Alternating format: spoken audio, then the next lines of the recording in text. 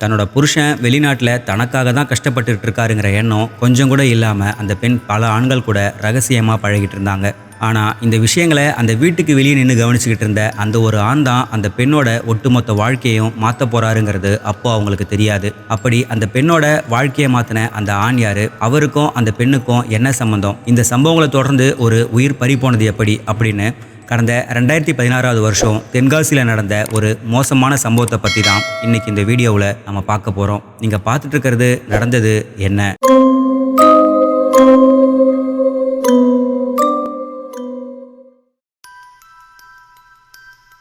கன்னியாகுமரி மாவட்டம் தக்கலையை பூர்வீகமாக கொண்ட சந்தோஷ் தென்காசி மாவட்டம் மத்தளம்பாறைக்கு பக்கத்தில் உள்ள புல்லுக்காட்டு வலசை அரசு மேல்நிலைப் பள்ளியில் ஆசிரியராக வேலை செஞ்சுக்கிட்டு இருந்தார். சந்தோஷ், அவரோட மனைவி அனுஷா மற்றும் பள்ளிக்கு போகக்கூடிய மகள் அப்படின்னு அவங்க வாழ்க்கை தென்காசி மாவட்டம் பாவூர் சத்திரம் பகுதியில் ஒரு வாடகை வீட்டில் எந்த பிரச்சனையுமே இல்லாமல் போய்கிட்டு இருந்துச்சு. இந்த நிலையில் 2016 பிப்ரவரி 6ஆம் தேதி ஞாயிற்றுக்கிழமையான அன்னைக்கு வீட்டில் இருந்த சந்தோஷுக்கு மத்தியானம் 12 மணி அளவில் ஒரு ஃபோன் கால் வந்துச்சு. அந்த காலை பேசின சந்தோஷ் தன் மனைவி கிட்ட ஒரு முக்கியமான வேலை இருக்கு, வெளியே போயிட்டு கொஞ்ச நேரத்தில் வந்துடுறேன்னு சொல்லிட்டு கிளம்புனாரு. அப்படியே நேரம் போச்சு, சந்தோஷ் வரவே இல்லை. சந்தோஷோட மனைவி அனுஷா அவருக்கு ஃபோன் பண்ணி பார்த்தாங்க. ஆனால் அவர் மொபைல் சுவிட்ச் ஆஃப்ல இருந்துச்சு. அதுக்கப்புறம் நண்பர்கள், தெரிஞ்சவங்க, ஸ்கூலில் வேலை செய்கிறவங்க எல்லாருக்குமே அவங்க ஃபோன் பண்ணி பார்த்தாங்க. ஆனால் யாருக்குமே சந்தோஷ் பற்றின தகவல் தெரியாமல் இருந்துச்சு. யாருக்கிட்டையுமே எந்த பிரச்சனையுமே வச்சுக்காத ஒரு ஒழுக்கமான வாழ்க்கை வாழக்கூடிய அரசு பள்ளி ஆசிரியரான சந்தோஷுக்கு என்ன நடந்துச்சுன்னு அவங்க மனைவி பயப்பட ஆரம்பித்தாங்க.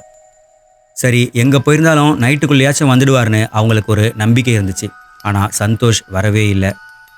அதுக்கப்புறம் மறுநாள் விடிஞ்சதுமே நேராக பாவூர் சத்திரம் போலீஸ் ஸ்டேஷனுக்கு போன அனுஷா தன்னோட கணவரை காணலன்னு புகார் கொடுத்தாங்க. ஒரு அரசு பள்ளி ஆசிரியர் காணாமல் போனதால போலீஸும் இந்த வழக்கை தீவிரமாக எடுத்துக்கிட்டாங்க. சரி, சந்தோஷ் வீட்டை விட்டு கிளம்புறதுக்கு முன்னாடி யார்கிட்டயே பேசினாரே, அது யாருன்னு தெரியுமான்னு அனுஷா கிட்ட கேட்டதுக்கு அவங்க தனக்கு தெரியாதுன்னு சொன்னாங்க. பொதுவாக இந்த மாதிரி ஒருத்தர் காணாமல் போனால் பெரும்பாலும் அவங்களோட லைஃப் பார்ட்னர் கிட்ட தான் போலீஸ் தீவிரமாக விசாரிப்பாங்க. அவங்க மேலே தான் போலீஸுக்கு முதல் சந்தேகம் வரும். அதன் அடிப்படையில் போலீஸ் அனுஷா கிட்ட தங்களோட பாணியில கேள்விகளை கேட்க, அதுக்கு அனுஷா சொன்ன பதில்களில் இருந்தே அவங்களுக்கும் அவங்க கணவர் காணாமல் போனதுக்கும் எந்த சம்பந்தமும் இல்லைங்கிறது அவங்களுக்கு தெரிய வந்துச்சு. முதல் கட்டமாக போலீஸ் சந்தோஷோட ஃபோட்டோவை அந்த ஊரில் இருக்கிற முக்கியமான கடைகள், பஸ் ஸ்டாண்ட், ரயில்வே ஸ்டேஷன் மாதிரியான பகுதிகளில் காட்டி விசாரிச்சாங்க. அதில் எந்த தகவலுமே கிடைக்கல. இதை தொடர்ந்து சந்தோஷ் கடைசியாக யார்கிட்ட பேசினாரு அப்படிங்கிறத சைபர் கிரைம் டீம் மூலமாக செக் பண்ணி பார்த்ததுல சந்தோஷோட வீட்டில் இருந்து சில கிலோமீட்டர் தொலைவில் இருக்கிற தென்காசி ஜங்ஷன் ரயில்வே ஸ்டேஷனுக்கு பக்கத்தில் உள்ள ஒரு வீட்டில் தான் சந்தோஷோட மொபைல் சுவிட்ச் ஆஃப் ஆயிருக்கு. அந்த வீட்டில் இருக்கக்கூடிய 26 வயதான பொண்ணு செல்வி அப்படிங்கிற பெண்கிட்ட தான் சந்தோஷ் பேசியிருக்காருங்கிறது தெரிய வந்துச்சு. இதை தொடர்ந்து பொண்ணு செல்வி வீட்டுக்கு போய் போலீஸ் விசாரிச்சதுல பொண்ணு செல்வி, சந்தோஷம் அவரோட மனைவி அனுஷாவும் எனக்கு நெருங்கிய நண்பர்கள் தான். நீங்கள் சொல்கிற மாதிரி அன்னைக்கு சந்தோஷ் என்கிட்ட மொபைலில் பேசினது உண்மைதான், ஆனால் அவர் என்னோட வீட்டுக்கு வரலையே அப்படின்னு சொல்லியிருக்காங்க. அதுக்கு போலீஸ், இல்லையே, அவரோட மொபைல் சிக்னல் கடைசியாக இங்கே தான் சுவிட்ச் ஆஃப் ஆயிருக்கு அப்படின்னு சொல்லிக்கிட்டு அந்த வீட்டோட பின்பகுதிக்கு போனப்போ தான் அங்கே ஒரு விஷயம் வித்தியாசமாக இருக்கிறத போலீஸ் கவனிச்சாங்க.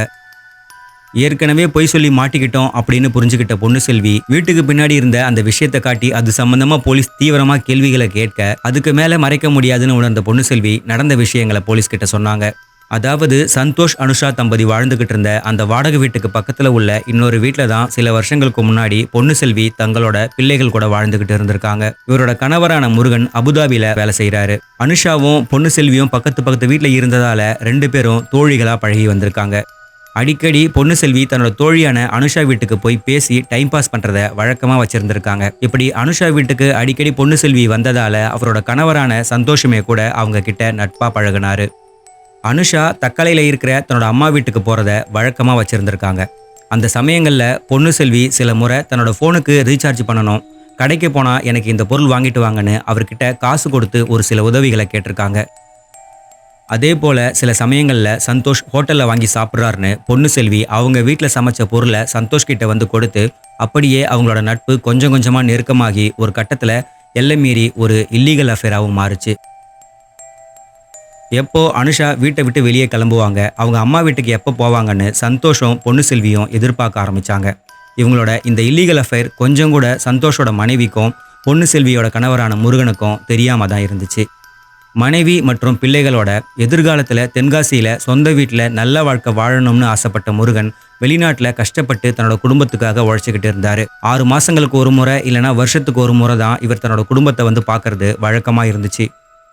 அப்படி உழைச்சி சேர்த்த காசு மூலமா தென்காசி ஜங்ஷன் ரயில்வே ஸ்டேஷனுக்கு பக்கத்துல ஒரு இடத்தையும் வாங்கி வீட்டை கட்டினாரு முருகன். அவர் வெளிநாட்டுல வேலை செய்ய பொன்னுசெல்வியோட தம்பி மற்றும் அவங்க அப்பா தான் அந்த வீட்டை கட்டுற வேலைகளை பார்த்துக்கிட்டாங்க. இப்படியே ஒரு சில மாதங்கள்ல அந்த வீடு கட்டி முடிக்கிற வேலையும் முடிஞ்சு பொன்னுசெல்வி முருகன் குடும்பத்தினர் அந்த புது வீட்டுக்கு குடியேறினாங்க. இத்தனை நாளா பக்கத்து வீடுகள்ல இருந்தோம், அதனால அடிக்கடி சந்திச்சுக்கிட்டோம். இப்போ கொஞ்சம் தூரமா போறோம் அப்படிங்கிற கவலை சந்தோஷுக்கும் பொன்னுசெல்விக்கும் இருந்துச்சு.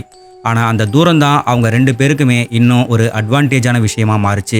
அது வரைக்கும் சந்தோஷோட மனைவி அனுஷா எப்பெல்லாம் தக்கலைக்கு போகிறாங்களோ அப்போ பொன்னுசெல்வி சந்தோஷோட வீட்டுக்கு வந்து அவங்க சந்திச்சுக்கிறது வழக்கமாக இருந்துச்சு.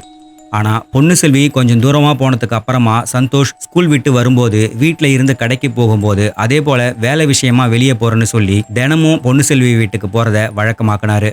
தன்னோட கணவர் இப்படி ஒரு திருட்டுத்தனம் பண்றாருங்கிறது கொஞ்சம் கூட அவரோட மனைவியான அனுஷாவுக்கு தெரியாம தான் இருந்துச்சு. முன்னாடி வாடகை வீட்டில் இருந்த சமயங்கள்ல பொன்னுசெல்வி சந்தோஷோட வீட்டுக்கு போகும்போதெல்லாம் அவங்க அனுஷாவை தான் பார்க்க போறாங்கன்னு அந்த பகுதி மக்கள் நினைச்சுக்கிட்டு இருந்தாங்க. அதனால பொன்னுசெல்வி மேலேயும் சந்தோஷ் மேலேயும் யாருக்கும் எந்த சந்தேகமும் வராது. ஆனா புது வீட்டுக்கு போனதுக்கு அப்புறமா சந்தோஷ் அடிக்கடி பொன்னுசெல்வி வீட்டுக்கு வந்ததை பல பேர் கவனிச்சு புருஷன் வெளிநாட்டுல இருக்கிற சமயத்துல யாரோ ஒருத்தன் அடிக்கடி இந்த வீட்டுக்கு வர்றான்னு பேசிக்க ஆரம்பிச்சாங்க.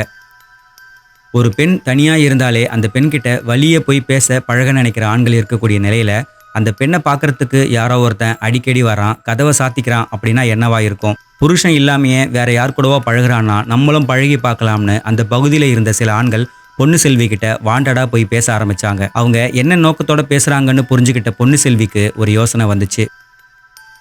ஏற்கனவே நம்ம கணவருக்கு உண்மையா இல்லாம தான் சந்தோஷ் கூட பழகுறோம். தாலி கட்டின புருஷனுக்கே உண்மையா இல்லாத நேரத்துல சந்தோஷுக்கு மட்டும் நம்ம ஏன் உண்மையா இருக்கணும் அப்படின்னு யோசிச்சு பொன்னுசெல்வி மேலும் சில ஆண்கள் கிட்ட நெருங்கி பழக ஆரம்பிச்சாங்க. இந்த விஷயம் சந்தோஷுக்கு தெரியாம தான் இருந்துச்சு.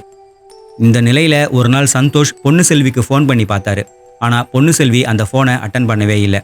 ரொம்ப நேரமா திரும்ப திரும்ப ட்ரை பண்ணியும் பொன்னுசெல்வி அட்டன் பண்ணாம இருந்ததால வீட்டில் இருந்து நேராக பொன்னுசெல்வியோட வீட்டுக்கு கிளம்பி போனார் சந்தோஷ்.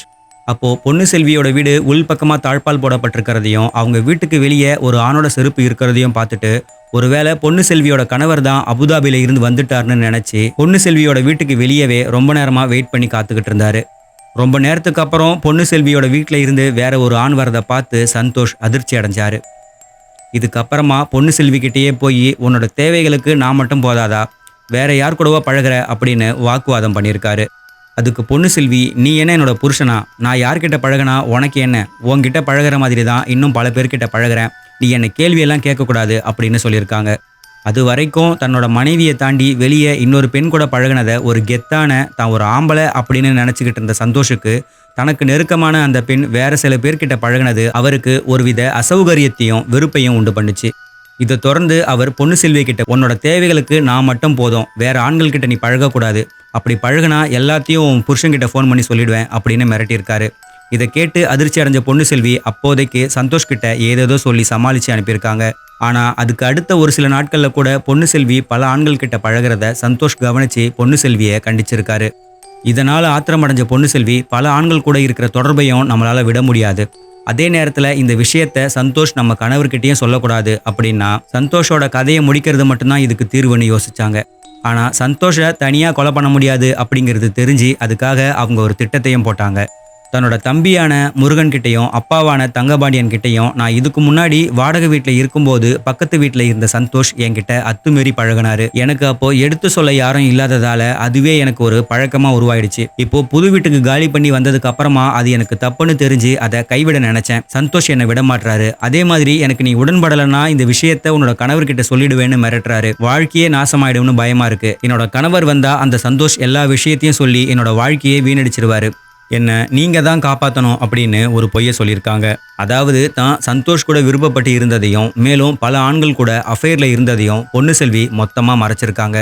பொன்னுசெல்வி இப்படி ஒரு பிரச்சனையில இருந்ததை கேள்விப்பட்டு அவங்க தம்பிக்கும் அப்பாவுக்கும் கோபம் வந்து பொன்னுசெல்வியை கண்டிச்சாலும் ஆனா அவங்க இப்போ திருந்தி வந்துட்டாங்க. அவங்க வாழ்க்கையை சந்தோஷ் தான் கெடுக்க பார்க்குறாரு அப்படின்னு புரிஞ்சுக்கிட்டு சந்தோஷை கொலை பண்ற பிளானை அவங்க 3 பேருமே போட்டாங்க. அதன் அடிப்படையில் 2016 பிப்ரவரி 6 அன்னைக்கு பொண்ணு செல்வி சந்தோஷுக்கு ஃபோன் பண்ணி, இன்னும் ஒரு சில நாட்கள்ல என்னோட கணவர் அபுதாபியில இருந்து வரப்போறாராம். அப்படி வந்தாருன்னா 1 மாசம் வரைக்கும் இங்க தான் தங்குவாரு. அந்த 1 மாசம் நம்மளால சந்திக்க முடியாது. என்னோட பிள்ளைகள் என்னோட அப்பா வீட்டுக்கு போயிருக்காங்க. வீட்ல என்ன தவிர யாருமே இல்ல. மேலும் வீட்ல கறி குழம்பு செஞ்சிருக்கேன். வீட்டுக்கு வந்தீங்கன்னா சாப்பிட்டு போகலாம் வாங்கன்னு பொண்ணு செல்வி சந்தோஷ் கிட்ட சொல்லியிருக்காங்க. இதை தொடர்ந்து சந்தோஷம் அந்த வீட்டுக்கு வந்திருக்காரு. வீட்டுக்கு வந்த அவருக்கு இது என்னோட ட்ரீட் அப்படின்னு சொல்லி ஒரு பிராந்தி பாட்டில பொண்ணு செல்வி கொடுத்திருக்காங்க. ஆனா அந்த பிராந்தில மோனோசில் அப்படிங்கிற ஒரு விஷத்தை பொண்ணு செல்வி கலந்து வச்சிருந்தது சந்தோஷுக்கு தெரியாது.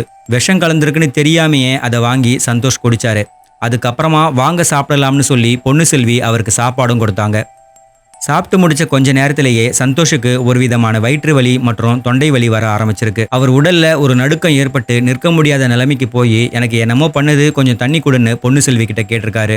அவரை நேரா அங்க இருந்த ஒரு பெட்ரூம்ல கூப்பிட்டு போய் உட்கார வச்ச பொண்ணு செல்வி இருங்க வரேன் அப்படின்னு சொல்லி வெளியே வந்து அந்த ரூமோட கதவை வெளிப்பக்கமா தாப்பால் போட்டிருக்காங்க. இந்த எல்லா சம்பவங்களும் நடக்கும்போது பொண்ணு செல்வியோட அப்பாவும் தம்பியும் அதே வீட்டில் இருந்த இன்னொரு பெட்ரூம்ல ரகசியமா ஒளிஞ்சிருந்தாங்க. ஏற்கனவே உடம்புக்குள்ள ஏதோ பண்ணுதுன்னு பயந்து போயிருந்த சந்தோஷ் பொண்ணு செல்வி அப்படி கதவை மூடி தாப்பால் போட்டதுக்கு அப்புறமா நீண்ட நேரமா கதவை திறக்க சொல்லி கத்தியிருக்காரு. ஆனா பொண்ணு செல்வி அந்த கதவை திறக்கவே இல்லை. மதியானம் 3 மணி போல சந்தோஷோட குரல் அடங்கினதுக்கு அப்புறமா அந்த ரூம் கதவை அவங்க 3 பேருமே போய் திறந்து பார்த்தாங்க. அப்போ சந்தோஷ் வாயில நுரத்தள்ளியபடி இறந்து கிடந்தாரு. இதுக்கப்புறமா சந்தோஷோட உடலை அந்த வீட்டுக்கு பின்னாடி 2 நாட்களுக்கு முன்னாடியே தயாரா தோண்டி வச்சிருந்த பள்ளத்துல போட்டு அவங்க 3 பேருமே சேர்ந்து புதைச்சாங்க. பொண்ணு செல்வியோட வாழ்க்கைக்கு பிரச்சனையா இருந்த ஒருத்தனை முடிச்சிட்டோம் அப்படிங்கிற திருப்தியில அவங்களோட தம்பியும் அப்பாவும் இருந்தாங்க. அதே சமயத்துல நம்மளோட வாழ்க்கைக்கு பிரச்சனையா இருந்த சந்தோஷம் முடிச்சிட்டோம், இனிமே பல ஆண்கள் கூட பழகலாம், நம்ம கணவருக்கும் ஒன்றும் தெரியாது அப்படிங்கிற எண்ணத்துல பொண்ணு செல்வி இருந்தாங்க. ஆனா மொபைல் டவர் மூலமா போலீஸ் கிட்ட மாட்டிப்போம் அப்படிங்கிறது அப்போ அவங்க 3 பேருக்குமே தெரியாது. பொண்ணு செல்வி இந்த விஷயங்களை போலீஸ் கிட்ட சொன்னதுக்கு அப்புறமா பொண்ணு செல்வி அவரோட தம்பியான முருகன், தந்தை தங்கபாண்டியன் ஆகிய 3 பேரையுமே போலீஸ் கைது பண்ணாங்க. இந்த வழக்கு தென்காசி கூடுதல் மாவட்ட நீதிமன்றத்தில் நடந்துச்சு. அந்த சமயத்தில் அந்த நீதிமன்றத்தில் இருந்த அதிகப்படியான வழக்குகள் காரணமாகவும் சந்தோஷோட கொலையில அந்த 3 பேர்ல யாருக்கு எவ்வளோ பங்குன்னு நிரூபிக்கிறதுல அவங்க 3 பேருமே பல முரண்பட்ட தகவல்களை மாற்றி சொன்னதாலையும், மேலும் கொரோனா லாக்டவுன் போன்ற பல காரணங்களால இந்த வழக்கு சுமார் 10 வருஷங்களா நடந்துச்சு. இறுதியா இந்த வழக்கோட தீர்ப்பு 2025 நவம்பர் 11 அன்னைக்கு வழங்கப்பட்டுச்சு. அதுல ஆசிரியர் சந்தோஷை பொண்ணு செல்வி, முருகன், தங்கபாண்டி ஆகிய 3 பேரும் திட்டமிட்டு கொலை செய்தது, அதை மறைக்கும் வகையில் சந்தோஷின் உடலை குழி தோண்டி புதைத்தது நிரூபிக்கப்பட்டுள்ளது. முதல் குற்றவாளியான பொண்ணு செல்வி, 2வது குற்றவாளியான முருகன், 3வது குற்றவாளியான தங்கபாண்டி ஆகிய 3 செய்த இந்த கொலை குற்றத்திற்கு ஆயுள் தண்டனை மற்றும் 10,000 ரூபாய் அபராதம் விதிக்கப்படுகிறது. அபராத தொகையை கட்ட தவறினால் 6 மாதங்கள் சிறை தண்டனை அனுபவிக்க வேண்டும். மேலும் தடயத்தை மறைத்த குற்றத்திற்காக 3 பேருக்குமே தலா 7 ஆண்டுகள் கடுங்காவல் தண்டனையும் 5,000 ரூபாய் அபராதமாகவும் விதிக்கப்படுகிறது. அந்த அபராத தொகையை கட்ட தவறினால் மேலும் 3 மாதங்கள் சிறை தண்டனை விதிக்கப்படும் அப்படின்னு நீதிபதி மனோஜ்குமார் தீர்ப்பை வழங்கினாரு.